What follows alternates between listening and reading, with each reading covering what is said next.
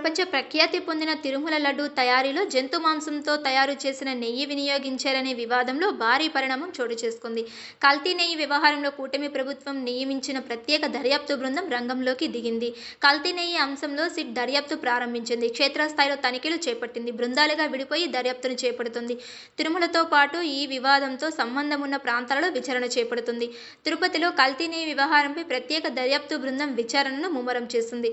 2 రోజుల కిందట విచారణ ప్రారంభించిన సిట్ అధికారులు 4 బృందాలుగా ఏర్పడి క్షేత్రస్థాయిలో తనిఖీలు చేస్తున్నారు. విచారణలో భాగంగా శనివారం తమిళనాడులోని దిండిగల్కు చెందిన ఏఆర్ డైరీ ఫుడ్స్ ప్రైవేట్ లిమిటెడ్లో తనిఖీలు చేసినట్లు తెలిసింది. దాదాపు 14 గంటల పాటు సోదాలు నిర్వహించిన అధికారులు ఆహార నమూనాలు, పలు పత్రాలు, ఇతర సామగ్రిని స్వాధీనం చేసుకున్నట్లు సమాచారం.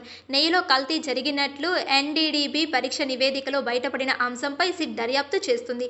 సుప్రీంకోర్టు ఆదేశాల మేరకు సీబీఐ నుంచి 2 అధికారులతో పాటు రాష్ట్రం నుంచి 2, ఎఫ్ఎస్ఎస్ఏఐ నుంచి మరో అధికారి ప్రత్యేక బృందంలో ఉన్న విషయం తెలిసిందే. ఏపీ ప్రభుత్వం తరపున Guntur range IG Sarvashreshtha Tripathi, Visakha range DIG Gopinath Jetti ఉన్నారు.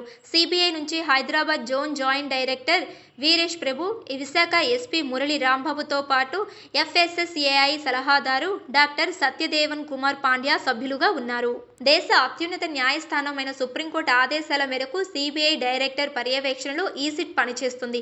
దర్యాప్తు బృందం కోసం తిరుపతి భూదేవి కాంప్లెక్స్లో తాత్కాలిక కార్యాలయం ఏర్పాటు చేశారు. కల్తీ నెయ్యి వ్యవహారంలో ప్రత్యేక బృందం దర్యాప్తులో భాగంగా తిరుమలలో కూడా క్షేత్రస్థాయి పర్యటన చేస్తుంది. లడ్డూ పోర్టు, విక్రయ కేంద్రాలు, ముడిసరుకు విభాగాలను కూడా సిట్ బృందం పరిశీలించనుంది. లడ్డూ తయారీలో పాల్గొనే శ్రీ వైష్ణవులను కూడా విచారించే అవకాశం ఉందని సమాచారం. పూర్తి విచారణ అనంతరం సీబీఐ డైరెక్టర్కు సిట్ బృందం నివేదిక ఇవ్వనుంది.